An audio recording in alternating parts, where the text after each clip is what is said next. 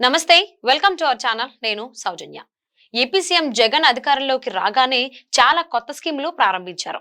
YCP హయాంలో భారీ స్కాములు నిరాటంకంగా కొనసాగాయి, కానీ స్కీముల్లో చాలా వరకు మొదలుపెట్టిన చోటే ఆగిపోయాయి.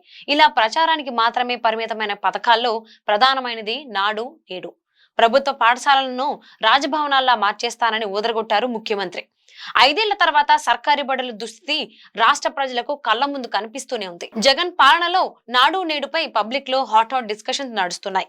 పరిపాలన రాజధానిగా చేస్తామని వైసీపీ ప్రభుత్వం ప్రకటించిన విశాఖపట్నం జగన్ సీఎం సీటులో కూర్చోవడానికి ముందు నాడు ఎలా ఉంది, 5 ఏళ్ల పాలన తర్వాత నేడు ఏమైపోయిందో చూస్తే ఎవరైనా షాక్ అవ్వాల్సిందే. మాట మీద నిలబడటం, హామీలు అమలు చేయడంపై ఊకదంపుడు ఉపన్యాసాలు ఇస్తారు AP CM Jagan Mohan Reddy.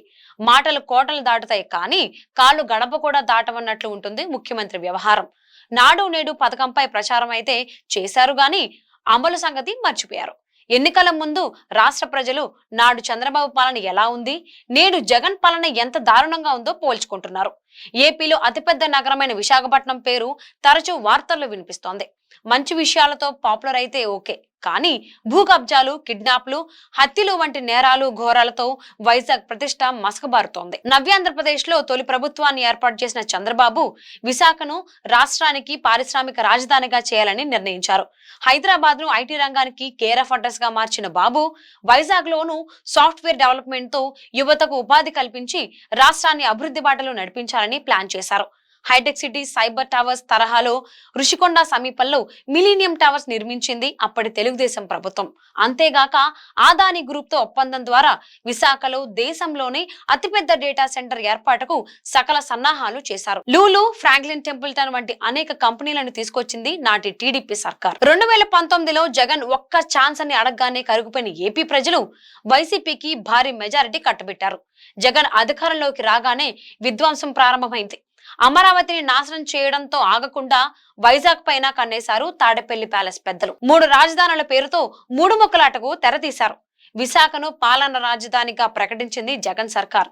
Development అయిన నగరంలో క్యాపిటల్ ఏర్పాటు చేస్తే ప్రభుత్వానికి ఖర్చు, శ్రమ ఆదా అవుతుందని అధికార పార్టీ వాదన. అంటే నగరంలో అప్పటి వరకు జరిగిన అభివృద్ధిని తమ ఖాతాలో వేసుకునే ప్రయత్నం చేశారన్నమాట. వాస్తవానికి 3 రాజధానులు కాదు కదా, 3 భవనాలు కూడా కట్టలేకపోయారు.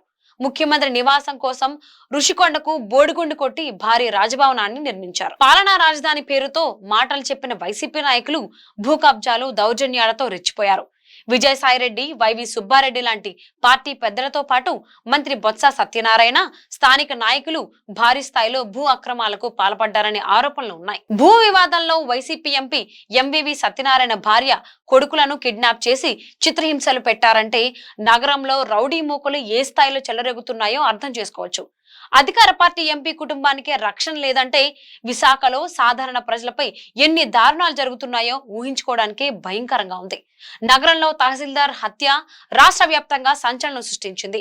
ఈ మర్డర్ వెనుక ల్యాండ్ మాఫియా ఉందని సిటీలో చాలా మంది అభిప్రాయం. నాడు ఐటీ హబ్ గా, ఇండస్ట్రియల్ సిటీగా అభివృద్ధి బాటలో దూసుకుపోయిన వైజాగ్ నేడు క్రైమ్ క్యాపిటల్ గా, డ్రగ్స్ కు అడ్డాగా, భూ కబ్జాలకు కేర్ ఆఫ్ అడ్రస్ గా చెడ్డ పేరు తెచ్చుకుంది. సాక్షాత్తు కేంద్ర హోంమంత్రి అమిత్ షా నగరంలో ఏర్పాటు చేసిన సభా వేదికగా జగన్ ప్రభుత్వం అరాచకాలపై విరుచుకుపడ్డారు. 3 రాజధానుల స్కీమ్ తో ప్రాంతీయ విద్వేషాలు రెచ్చగొట్టి టీడీపీ కంచుకోటలా ఉన్న వైజాగ్ ను వైసీపీ ఖాతాలో వేసుకోవడానికి చేసిన ప్రయత్నాలు అటర్ ఫ్లాప్ అయ్యాయి. సీఎం జగన్ చెప్పినట్టు విశాఖను పాలనా రాజధాని చేయకపోయినా మినిమం డెవలప్మెంట్ కనిపిస్తే వైసీపీ గ్రాఫ్ పెరిగేదేమో. కానీ అభివృద్ధి అనే పదం వైసీపీ డిక్షనరీలోనే లేదనే విధంగా సాగిన జగన్ పాలన విశాఖ వాసులకు విసుగు తెప్పించింది. ఒక్క ఛాన్స్ ఇవ్వడమే పెద్ద తప్పైపోయిందనే భావన ఉత్తరాంధ్ర ప్రజల్లో కనిపిస్తోంది. నాడు నేడు విశాఖ నగరంతో పాటు అక్కడ జగన్ పార్టీ పరిస్థితి ఇదండి. ఈ వీడియో మీకు నచ్చినట్లయితే లైక్ కొట్టండి, మీ ఫ్రెండ్స్ తో, ఫ్యామిలీతో షేర్ చేసుకోండి.